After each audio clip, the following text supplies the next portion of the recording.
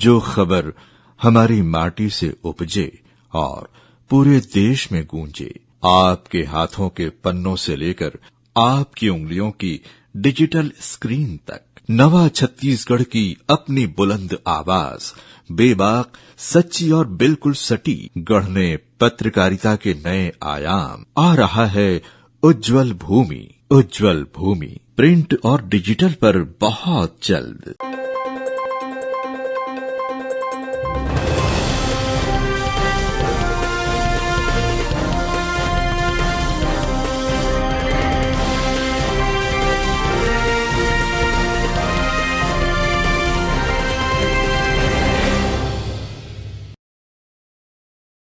नमस्कार, स्वागत है आप सभी का ग्रैंड न्यूज नेटवर्क में और मैं हूं आपके साथ सीमा। चलिए अब एक नजर डाल लेते हैं आज के बुलेटिन की खास खबरों की ओर।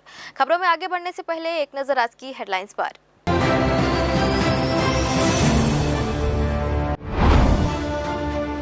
तारबहार में एसएस पब्लिक स्कूल के खिलाफ एनएसयूआई का प्रदर्शन।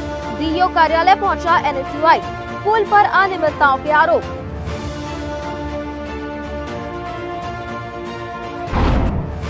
सिरगिट्टी के स्कूल में टपक रही छत, खतरे में पढ़ाई। 1956 का स्कूल आज भी खपरेल की छत के भरोसे। बारिश में टपकती छत, जर्जर स्कूल में पढ़ने को बच्चे मजबूर।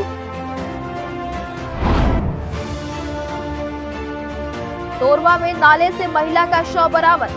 महिला के शव की पहचान में जुटी पुलिस। रेलवे ट्रैक के पास मिला महिला का शव।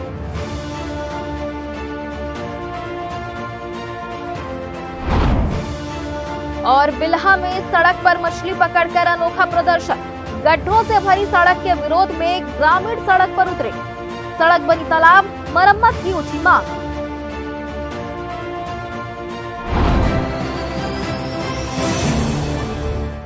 ये थी हेडलाइंस और अब खबरें विस्तार से।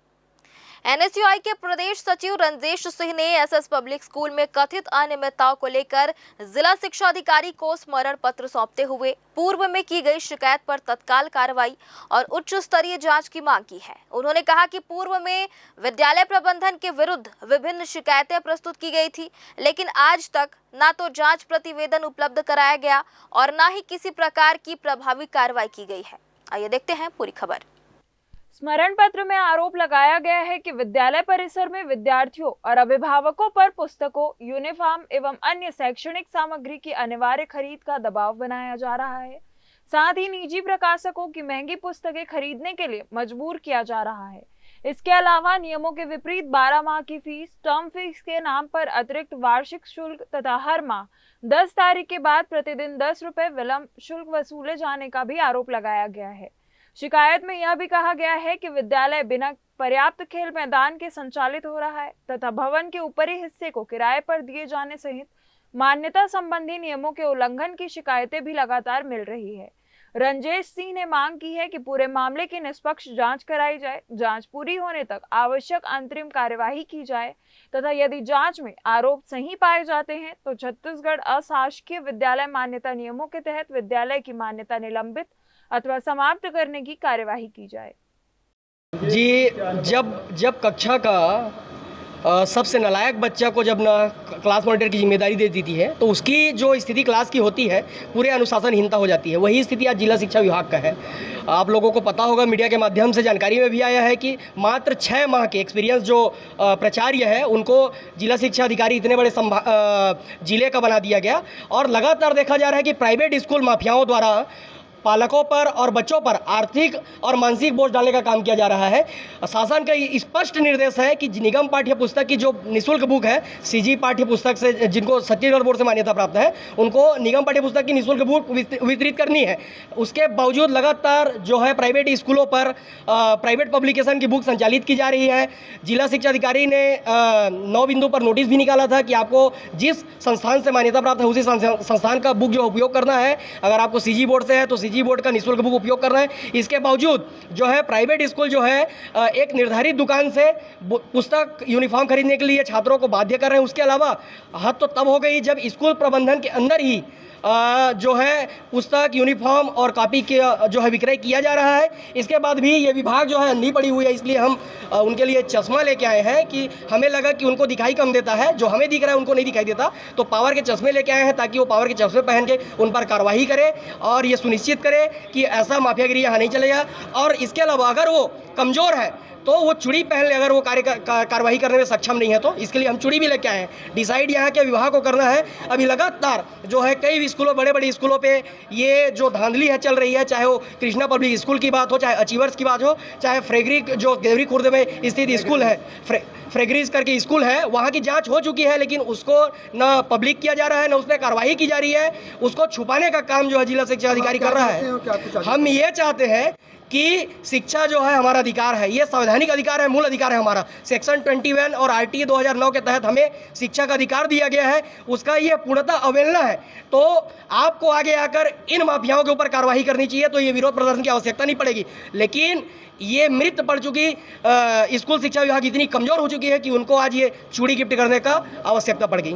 बिलासपुर के कोनी थाना क्षेत्र में मार्च 2024 में 5 साल की मासूम बच्ची के साथ हुए सामूहिक दुष्कर्म के मामले में किशोर न्याय बोर्ड ने आज एक महत्वपूर्ण फैसला सुनाया है। बोर्ड ने मामले की सुनवाई करते हुए दोनों आरोपी किशोरों को दोषी करार दिया है। पॉक्सो एक्ट और सामूहिक दुष्कर्म की गंभीर धाराओं के तहत चली इस कानूनी प्रक्रिया में पुख्ता साक्ष्यों और गवाहों के बयानों को आधार बनाते हुए बोर्ड ने दोनों किशोरों को 3-3 साल के लिए बाल संप्रेषण गृह जुवेनाइल होम भेजने का आदेश दिया है। इस जघन्य घटना ने उस समय पूरे क्षेत्र को हिलाकर रख दिया था और अब न्याय बोर्ड के इस फैसले ने मामले में कानूनी कार्रवाई को एक निर्णायक मोड़ दिया है।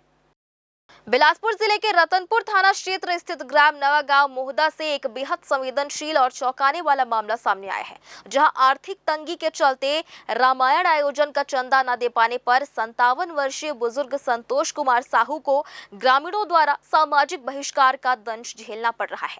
पीड़ित का आरोप है कि गाँव की बैठक में उनके खिलाफ हुक्का पानी बंद करने का तुगलकी फरमान सुनाया गया, जिसके तहत उनसे बातचीत, मजदूरी और खेती किसानी जैसे सामाजिक संबंधों पर पूरी तरह रोक लगा दी गई है। स्थिति इतनी गंभीर है कि उनसे संपर्क रखने वाले अन्य ग्रामीणों पर भी जुर्माना लगाने का दबाव बनाया जा रहा है, जिससे पीड़ित का अपनी बीमार पत्नी के साथ जीवन यापन करना कठिन हो गया है। स्थानीय पुलिस पर निष्क्रियता का आरोप लगाते हुए संतोष साहू ने कलेक्टर और एसएसपी से न्याय की गुहार लगाई है। साथ ही मांग पूरी न होने पर आत्महत्या जैसा कठोर कदम उठाने की चेतावनी दी है, जिसके बाद अब पूरे मामले पर प्रशासनिक कार्रवाई का इंतजार है। मेरे गांव के लोग चंदे के लिए आए थे, नवधा चंदा के लिए, तो मेरी आर्थिक स्थिति खराब था तो मैंने नहीं दे पाए। चंदा के लिए कब आया था? मैंने अप्रैल में। अप्रैल माने चौथा महीना। कौन से सन में? 2023। फिर क्या हुआ? उसके बाद उन लोग चले गए और चले गए बाद में फिर मैंने घर का कुछ कार्यक्रम, घर के बाउंड्री समंडी कराने का कुछ कार्यक्रम रखा, तो उनको पानी देने के लिए अश्मनी साहू को दंड किया और लाला केवट को और भगवानी साहू को और सिनंदन को इससे संपर्क बना करके उन लोग उनको फिर 25 मई 2023 में पर दंड सुनाए गए। उसके बाद इसके पास संपर्क करेगा तो उसको 5100 रुपया पड़ेंगे। दोबारा इसकी खेती बाड़ी सब कुछ को मोल बता सब कुछ रोक दिया। मैंने अपनी जैसे तैसे 2023 तक, मैंने 2023 से अपने रतनपुर से आना जाना करके सिल्ली मोड़ से दाढ़ी उड़े बनवा के तीतोती करके अपने जीवन यापन करते करते मैंने चला रहे थे। मेरी आर्थिक स्थिति एकदम डाउन होते गए और खेती का एक पेंडिंग पड़ा था और खेती का मैंने जो कि फैसला आ गए मेरे नाम से, तो उस खेती बाड़ी को मैं करने का समर्थ नहीं था अधिया देने के लिए, तो मैंने दिया राजेश श्याम को। तो राजेश श्याम को देने के बाद फिर वो जोताई वोताई करवा लिया, थरहा भी दे ली। उसके बाद फिर गांव वाले मना कर दिए। उसके बाद मेरी आर्थिक स्थिति एकदम डाउन है, हर तरह से मैं मजबूर हूं। और उसके बाद बस्ती वाले से कि तो मैं आर्थिक स्थिति छत्तीसगढ़ से शासन प्रशासन से यही चाहता हूं कि मेरे हर एक कार्य सुचारू रूप से चले और मेरे को न्याय दिलाने में आप दया करें। साहू के द्वारा कंप्लेन की गई, प्रशासन को की गई है, जिसको थाने में भी दिया गया है। और इनका कहना है कि कुछ लोग रामायण उत्सव करने को लेकर चंदा के लिए आए थे, तो मैंने मना कर दिया चंदा देने से, और उसमें फिर गांव से उसको बहिष्कृत करने की बात आ रही है। प्रथम दृष्टया इसमें जांच में ये पता चला है कि गांव वालों का आरोप है कि वो कुछ मतलब हिंदू धर्म या जो भी है धर्म के जो भी कार्यक्रम है उसमें वो सम्मिलित नहीं होता है और बुरा भला कहता है, ऐसी चीज़ें भी आई हैं। तो इसकी जांच करके और इसमें जैसा जांच परिणाम निकलता है उसके हिसाब से इसमें कार्रवाई की जाएगी। बिलासपुर के तोरवा थाना अंतर्गत रेलवे क्षेत्र में एक अज्ञात महिला की अर्धनग्न लाश मिलने से पूरे इलाके में हड़कंप मच गया है। स्थानीय लोगों द्वारा नाले में शव देखे जाने की सूचना मिलने के बाद मौके पर पहुंची पुलिस ने आसपास के क्षेत्रों में छानबीन की, लेकिन मृतका की पहचान नहीं हो सकी है। पुलिस के अनुसार मृतका की उम्र लगभग 40 से 45 वर्ष के बीच प्रतीत हो रही है। फिलहाल पुलिस ने घटनास्थल का मुआयना कर पंचनामा कार्रवाई पूरी की और शव को कब्जे में लेकर पोस्टमार्टम के लिए भेज दिया है। पुलिस अब मृतका की शिनाख्त के प्रयास कर रहे हैं और पोस्टमार्टम रिपोर्ट के बाद ही मौत के सही कारणों का खुलासा हो पाएगा। शहर स्थित पुरानी कंपोजिट भवन, जहां कई महत्वपूर्ण शासकीय कार्यालय संचालित हैं, उसकी जर्जर स्थिति को लेकर कर्मचारी संघ ने प्रशासन का ध्यान आकर्षित किया है। संघ ने भवन की मरम्मत सहित मूलभूत सुविधाएं उपलब्ध कराने की मांग करते हुए विस्तृत ज्ञापन सौंपा है।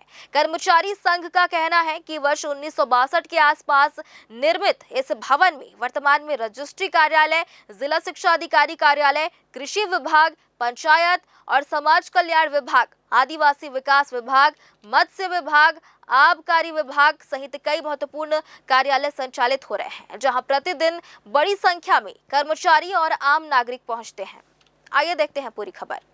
भवन की स्थिति लगातार खराब होती जा रही है। छतों का प्लास्टर टूटकर नीचे गिरता रहता है, जिससे दुर्घटना की आशंका बनी रहती है। वहीं बारिश के दिनों में छत से पानी टपकने के कारण कार्यालयों और गलियारों में जल भराव हो जाता है। इससे कर्मचारियों और आम लोगों के फिसल कर घायल होने का खतरा बना रहता है।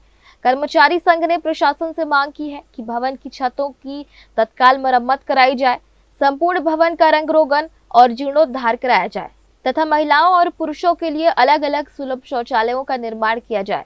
इसके अलावा कार्यालय के लिए अलग ट्रांसफार्मर स्थापित करने, भवन के पीछे व्यवस्थित वाहन स्टैंड बनाने और स्वच्छ पेयजल व निस्तारी की समुचित व्यवस्था सुनिश्चित करने की मांग भी की गई है। संघ ने यह भी मांग रखी है कि पुराने वाहन स्टैंड परिसर में स्थित जर्जर 4 कमरों में से एक कमरे का आवंटन कर्मचारी कल्याण भवन के रूप में किया जाए, ताकि कर्मचारियों की समस्याओं के समाधान और बैठकों के लिए उपयुक्त स्थान उपलब्ध हो सके। कर्मचारी संघ ने प्रशासन से आग्रह किया है कि भवन की जर्जर स्थिति को देखते हुए कर्मचारियों और आम नागरिकों की सुरक्षा को प्राथमिकता देते हुए सभी मांगों पर शीघ्र कार्रवाई की जाए। संघ का कहना है कि समय रहते आवश्यक मरम्मत और सुविधाएं उपलब्ध नहीं कराई गई तो आंदोलन करने के लिए मजबूर होना पड़ेगा। जो हमारी पुरानी कंपोजिट बिल्डिंग है, ये भवन तो सभी लोगों से कहीं छुपा नहीं है, जो दर्द चल रहा है। और जब भी बरसात आता है तो उसमें छतों से जो पानी गिरने का सिलसिला, फाइल जो भीग जाती है और भीगने के साथ में कंप्यूटर भी इलेक्ट्रॉनिक वायरस से जुड़ा हुआ है तो वो शॉर्ट होना और ऐसे तमाम तकलीफ़ें हैं। जो गलियारा है जहाँ चलते हैं वहाँ पानी भरा हुआ है, तो आम जनता के साथ साथ में कर्मचारी भी साथ चलते हैं तो गिरने का, लगने का डर एक बना हुआ है। इसके साथ ही साथ लगातार आपने पहले कुछ दिन पहले ही देखा है कि ट्रांसफार्मर हमारे चूँकि 11 विभाग संचालित होते हैं और 11 महत्वपूर्ण विभाग है, जिसमें रजिस्ट्री से लेकर शिक्षा विभाग से लेकर तमाम पंचायत कल्याण सभी विभाग उसमें हैं। तो ट्रांसफार्मर नहीं होने से वहाँ भी मतलब कभी भी काम करने से, एक ही ट्रांसफार्मर जो जल गया था कुछ दिन पहले, तो पूरा व्यवस्था जो ठप हो गया था कार्यालय का। तो हमारी मांग है कि पुरानी जो जीर्ण शीर्ण भवन है उसको तत्काल मरम्मत किया जाए। पानी बरसात का समय है, इसके बजाय महिलाओं के लिए जो शौचालय, पुरुषों के लिए भी शौचालय वो बनाया जाए।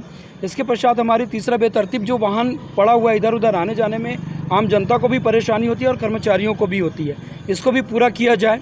ऐसे करके तमाम 5 सूत्री मांगे को लेकर के माननीय आदरणीय कलेक्टर साहब से मिलने के लिए आए थे। अभी बारिश हो रही है, वो छत से पूरा नीचे टिपक रहा है और ट्रांसफार्मर जो लगा है उसमें भी समस्या, लाइट की समस्या है और पूरी कंपोजिट बिल्डिंग में पूरा पानी टपक रहा है, छत एकदम गिरने की कगार में है। हर साल का है, बरसात आती है तो ये समस्याएं आती है और वाशरूम वगैरह का भी कोई व्यवस्था नहीं है ठीक से और पानी का तो बहुत तकलीफ है यहाँ, दरवाजा टूटा फूटा। हाँ। ग्रैंड न्यूज के लिए कैमरामैन राहुल ठाकुर के साथ गोलू कश्यप की रिपोर्ट।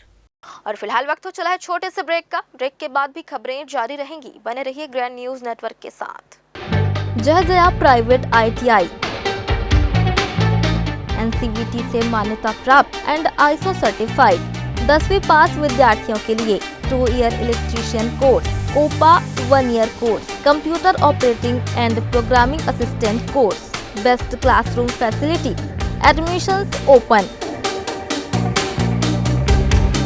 जय प्राइवेट ITI, रिवरव्यू कॉलोनी, कोनी, बिलासपुर, छत्तीसगढ़।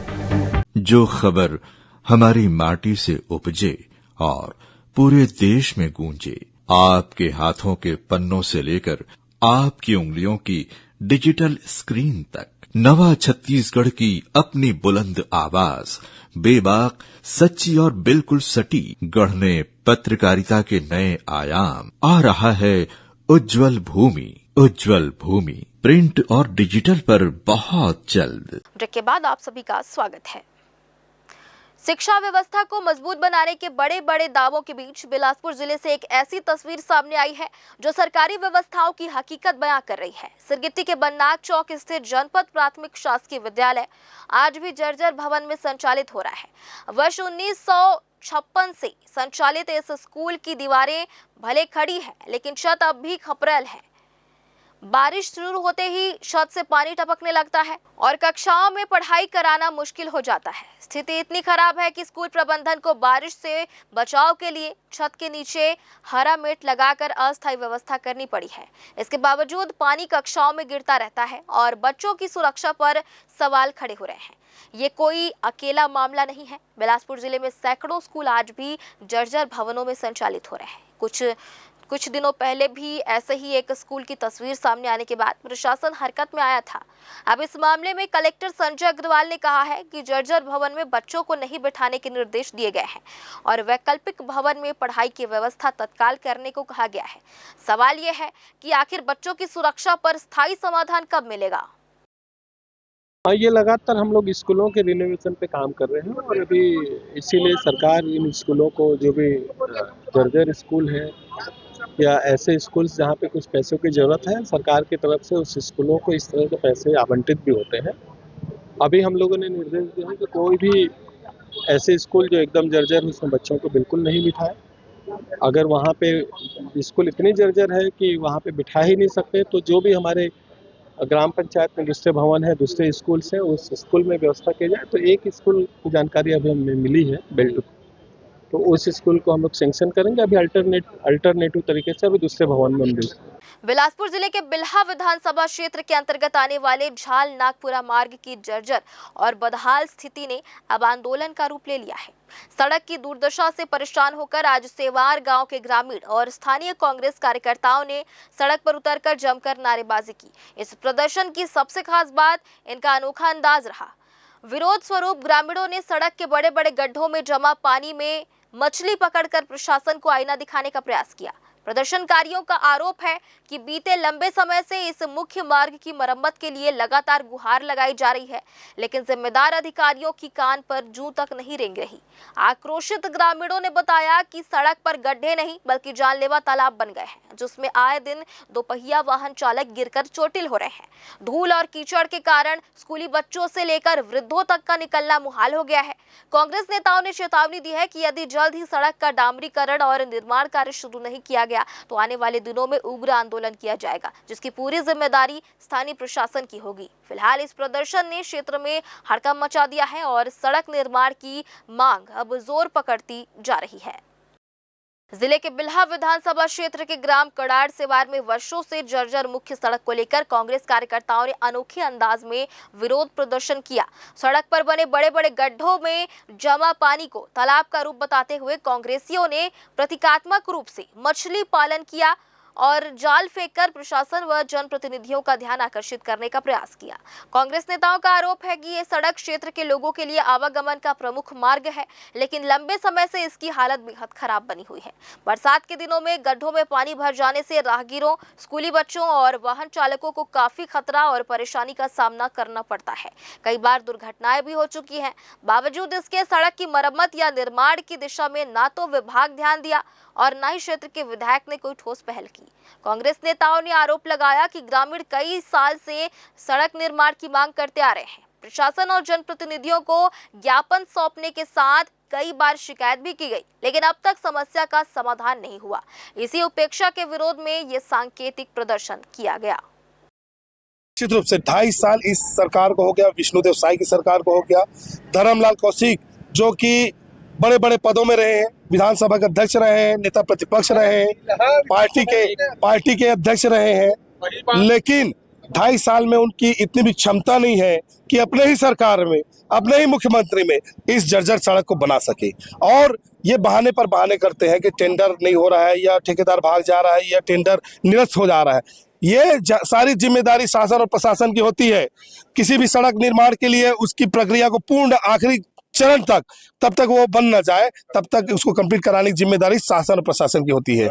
टेंडर निरस्त क्यों हो रही है ये आप समझिए। आज ये जब हम आंदोलन करने के लिए बैठे इस सड़क पर, तब आपको याद आया तो आप ट्रक में भर कर गिट्टी भेज रहे हैं, मुरुम भेज रहे हैं और पटाई करा रहे हैं। इतने दिन से जो हमारे बच्चे, छोटे छोटे बच्चे इसमें साइकिल से गिर रहे थे, हमारी माताएं गिर रही थी, एक्सीडेंट हो रहा था, तब आपको होश नहीं था। आप किसी बड़े घटना का इंतजार कर रहे थे, या ये इंतजार कर रहे थे कि हम जब कांग्रेसी सड़क पर उतरेंगे, ग्रामीण सड़क पर उतरेंगे, तब आप इस सड़क पर ध्यान देंगे।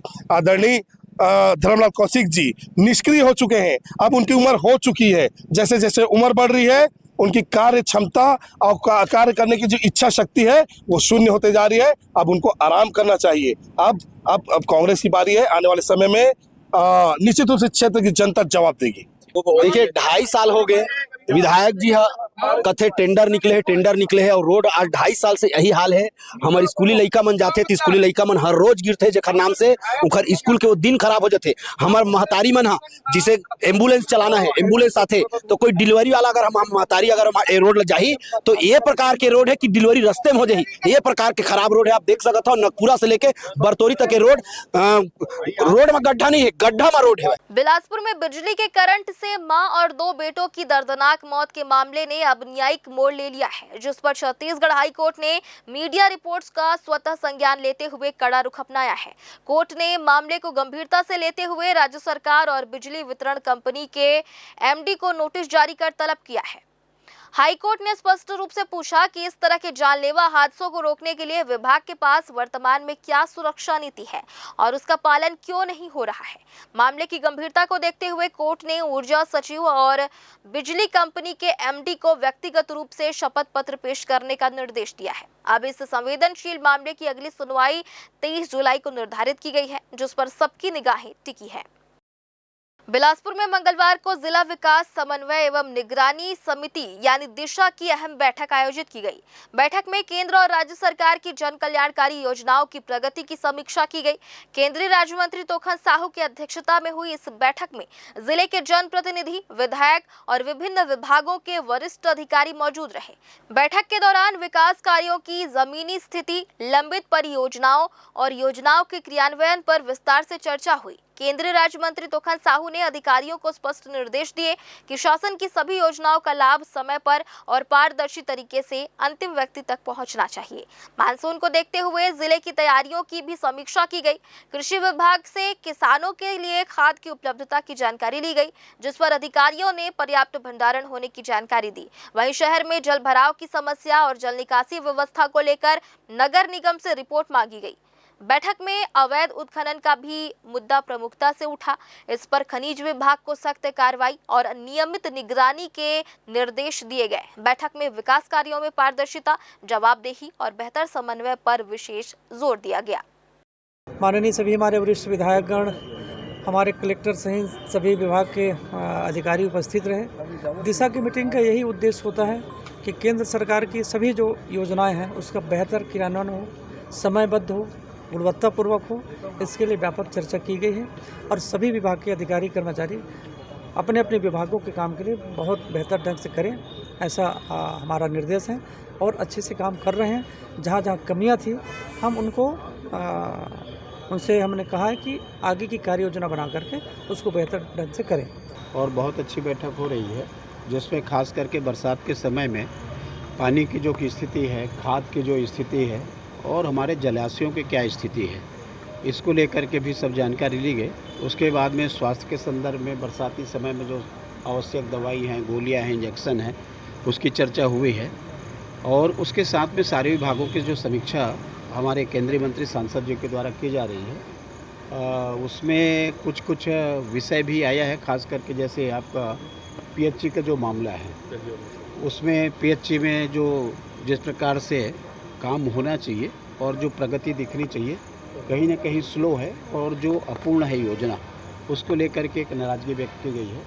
और इसी प्रकार से बिजली को लेकर के कि अलग से उसकी बैठक भी करें, हमने तो ये भी बात कही है कि उस विभाग के ही पीएचई की उसकी बैठक करें कि जिससे आखिर दिक्कत कहाँ आ रही है, बार बार जो ट्रिप हो रहे हैं, लोग जो परेशानी हो रही है, उसका समाधान कैसे निकलेगा, इसको लेकर के एक विस्तार से बातचीत हुई है। और इसी प्रकार से दिशा की बैठक अच्छी ये है कि कम से कम सभी विभाग के अधिकारी आते हैं और उसकी समीक्षा हो जाती है और समीक्षा के कारण में तो काम में प्रोग्रेस दिखाई देता है। तो एक बहुत अच्छी आज बैठक की गई है और इसके लिए हम केंद्रीय मंत्री जी को धन्यवाद देते हैं। और फिलहाल आज की इस बुलेटिन में बस इतना ही। अगले बुलेटिन में फिर होगी आपसे मुलाकात। तब तक के लिए मुझे और मेरी पूरी टीम को दीजिए इजाजत। नमस्कार।